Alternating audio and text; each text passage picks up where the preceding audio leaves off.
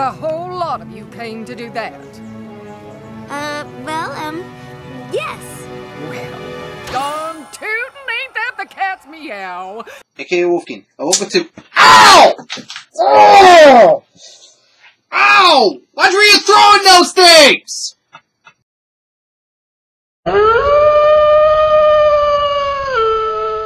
Hello everyone, I'm Keen47, aka Wolfkeen, and welcome to another edition of my My Little Pony Vlogs for Season 3. Today, I'm talking about Games Ponies Play, written by Dave Polsky.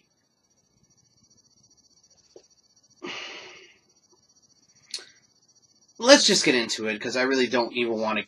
I don't even want to describe my feelings on it right away, so let's just get into it. The episode starts pretty much exactly where Just for Sidekicks was starting off. Basically, Spike is going to be taking care of the pets while everybody else goes to the Crystal Empire. Apparently, what's going on in the Crystal Empire is that it's basically been put up for the Equestria Games. Which, the Equestria Games, as we all know, or if you don't know, is basically the equivalent of the Olympics. So basically, they're trying to help the Crystal Empire gain the Equestria Games and have it hosted there. Rainbow Dash talks about one of her own personal experiences where she wanted to get Cloudsdale to be a part of the Equestria Games, but of course, it didn't happen. And we do get a cool scene where we actually do see Rainbow Dash's father, which... we finally get to see more parents, which I'm really... you know... Writers, Season 5, give us more parents of the main 6. Thank you. So basically, they head off to the Crystal Empire, practicing their routine and stuff like that. And basically, they make it to Cadence, and then... Sunshine, sunshine, ladybugs away. Clap your hooves and do a little shake.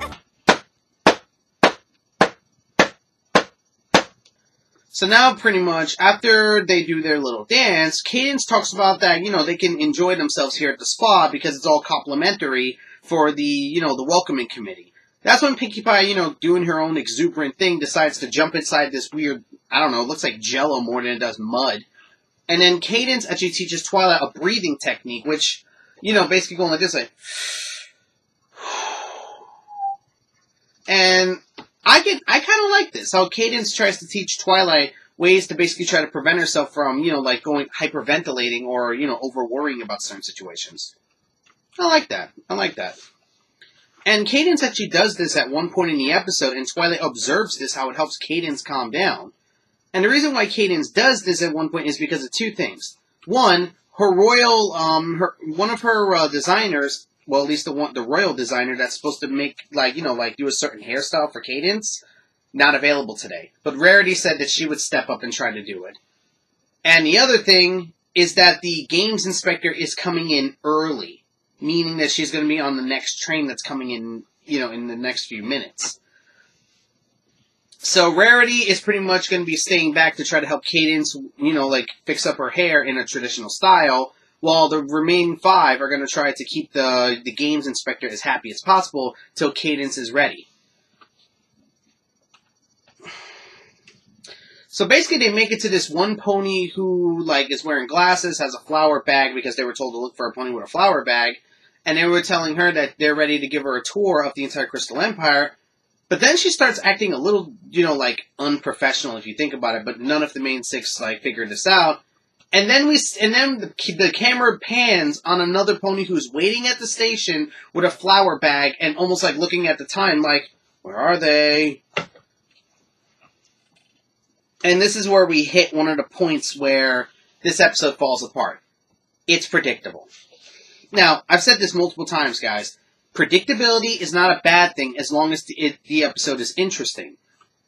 And unfortunately, this episode falls apart in the story aspect. And that's just being honest. Because not only is it predictable, it's painfully predictable. And what I mean by this is that we see... okay, the pony that was left at the station, her name is Miss Harshwinny.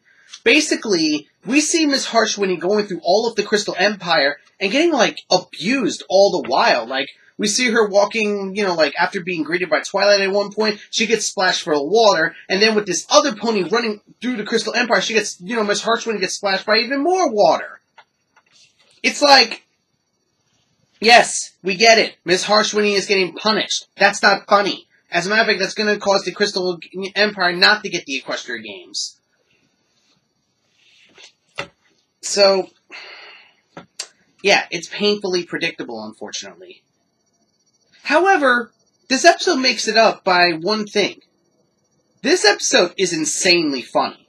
I mean, this is downright one of the funniest episodes of Season 3, if you ask my honest opinion.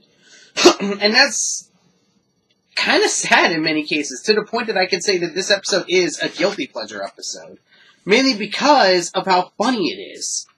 I mean, throughout the episode, we're seeing like this pony, we're seeing this pony who's not supposed to be the game instructor, basically hanging out with the main six, going through the tour and stuff like that. And we see some pretty funny moments, like, you know, Rarity trying to fix Cadence's hair, Cadence's reaction to her messed up hair,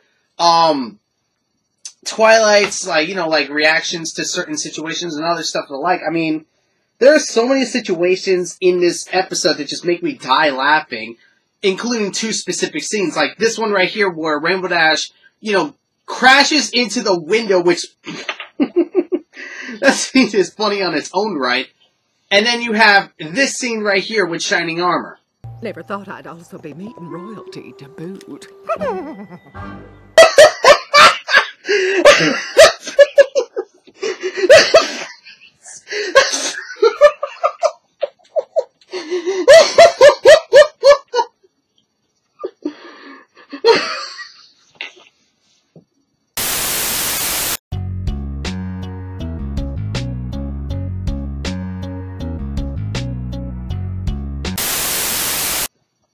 I'm good. And I pretty much just described most of the episode because besides, you know, like seeing, there's only like two storylines going on. You know, the Remain 5 showing the, you know, like giving the games inspector, you know, like a tour of the castle, giving them the welcoming ceremony and other stuff like that. And then you have Rarity just trying to fix up, you know, like help Cadence out. And pretty much all of these events just, you know, like, converge to a point where we finally do, like, you know, like, after Twilight tries to get Shining Armor's help, they end up, like, you know, this mayor ends up basically revealing who she actually is, because when Shining Armor says, like, considering what you do, I'm surprised you don't meet many princesses, and she's like, hardly, I'm just a simple Mustang from Mustangia. Which, that's an interesting thing. We've never seen Mustangs. I mean, think about it, guys. I know we've seen, like, unicorns, Earth Pony, and Pegasi, but this is interesting that we're seeing a different breed of pony instead of a different race of pony. I mean, think about it. Look at the crystal ponies. I don't know if I would consider them a different race or a different breed, but Mustangs are definitely a different breed of horse in real life, so I'm guessing they're probably a different breed of pony here. And she shows to be a Mustang because Mustangs have a lot of energy, power, and they are quick as hell. Like, Mustangs are some of the fastest horses around. I'm not saying the, but, you know, some of. But then again, we soon learn that from this girl that she's not the games inspector, because they'd be like, you are Miss Harshwinny, right? The games inspector?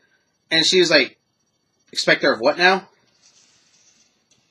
And they all realize that they got the wrong pony, and Pinkie Pie does this right here. No! Yeah!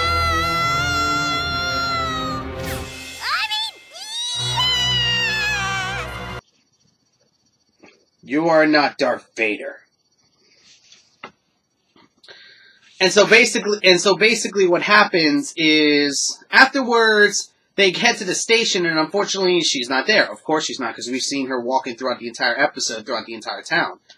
And so they decide to try to start searching in a grid, and then Pinkie Pie comes up with this idea.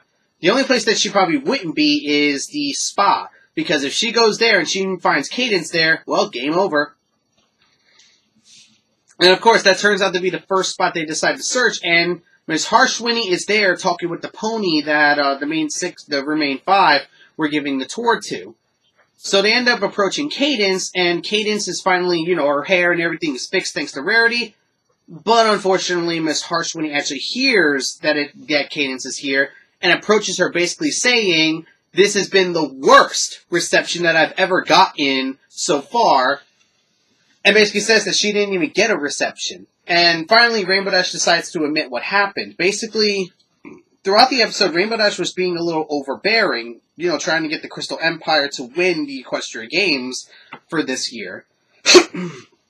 And she, you know, like, so much so to the point that she let her ambition blind her for actually, you know, like, helping the Crystal Empire. So, basically, you know, Rainbow Dash says that's probably going to be it's probably my fault that we lost you the Equestria Games. And then this scene. I just finished hearing about how this pony was just treated to the warmest, funnest, most fabulous reception she ever had. Darn tootin'. Courtesy of these fine ponies right here. Which, in my expert opinion, amounts to the first ever unvarnished, unrehearsed, and unbiased appraisal of a potential host of the Equestria Games. Which can only mean one thing.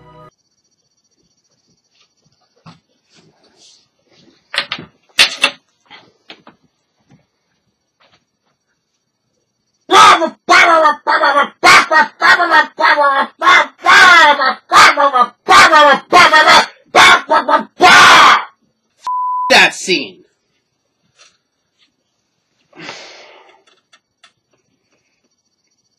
You're telling me because this mayor got the unbiased welcoming committee that was meant for you, and you are normally against these kind of unbiased welcoming committees, that the Crystal Empire wins the Equestria Games? Here's the thing, guys. If the main six were to give their little tour and stuff like that to Miss Harshwinnie, guess what? The freaking Crystal Empire would have lost. So because they accidentally gave their freaking reception to a pony to some stranger coming in to visit, Miss Harshwinnie believes that's how the Crystal Empire really is. This is so No. So, the Crystal Empire wins the Equestria Games. They talk about wanting to come back to watch the games. And then, as they're entering the train, we get this scene right here. Yeah, now you understand why I said in the last episode why this episode and that episode are linked with each other. Because they're supposed to be intertwined with each other, which... Okay, I'm gonna finish off first. That's Games Ponies Play. Honestly, I did this episode with A&Y and the rest of them in Season 3, and I'm going to agree on certain aspects. Characters and entertainment, like, this episode is funny as hell, and not to mention the characters are spot on. None of the characters are out of character. As a matter of fact, some of them are actually really good characteristics, especially with Cadence. However, everything else just falls apart. It's like, the story just takes a nosedive within the first 5 minutes, and there isn't even a moral in this episode. I don't even know what the moral is. Like, someone tell me what the moral is, because I honestly don't see one. I don't see a moral. Like, okay, I'm not opposed to the show not telling us a moral outright, but at the same time, this episode didn't even give us a moral. And that's a problem. I mean, this show, usually we're supposed to be getting morals and stuff like that, and this one we didn't even get one. It's like, I don't know. I don't know what the moral is. Go ahead and leave a comment on the moral, because I don't know, and I don't understand what it could be. So honestly, like I said with Games Ponies Play, while it is funny and while the characters are in character, everything else just falls apart. I mean, the thing is with me, I do watch this show for story and stuff like that. Like, I love the story elements that they have in the show and otherwise. So to see the story take such a bad nosedive right into the ground and crash and burn, it bugs me. Because I really wanted to like this episode. As much as laughter as I get out of this episode, and as much as I like the characters in this episode, I can't like this episode because of how bad the story is. So unfortunately, that's just the problem that I have with the episode, unfortunately. The story is just no good to the point that it bugs me to high heaven. Not as bad as, say, Owls Well It Ends Well, but bad enough that I would definitely put this in my least favorite list. But enough that I wouldn't call this a bad episode. I would say it's meh. Now, let me get quickly into the other thing. The reason why Games Ponies Play and Just for Sidekicks are linked is because they're supposed to be chained together. Because at the end of Games Ponies Play, you see Spike under the chair. However, at the end of Just for Sidekicks, they're back in Ponyville. A lot of people have made out the point, maybe they should have switched the episodes. And yeah, I could see that being a point, because it would make sense. I mean, think about it. Think about watching Games Ponies Play first, and then seeing that scene, and then catching Just for Sidekicks and understanding why Spike was there. It's just a thought. If you want me to make a full thoughts video or something like that, go ahead and leave a comment down below, and I'll give my thoughts on this topic altogether. But for now, I just wanted to briefly touch upon it, because I just wanted to get that out of the way. Alright, so next time will be the Season 3 finale. So until next time, guys, I'm Keen47, aka Wolfkeen. Hope you enjoyed, and until next time, guys, take care.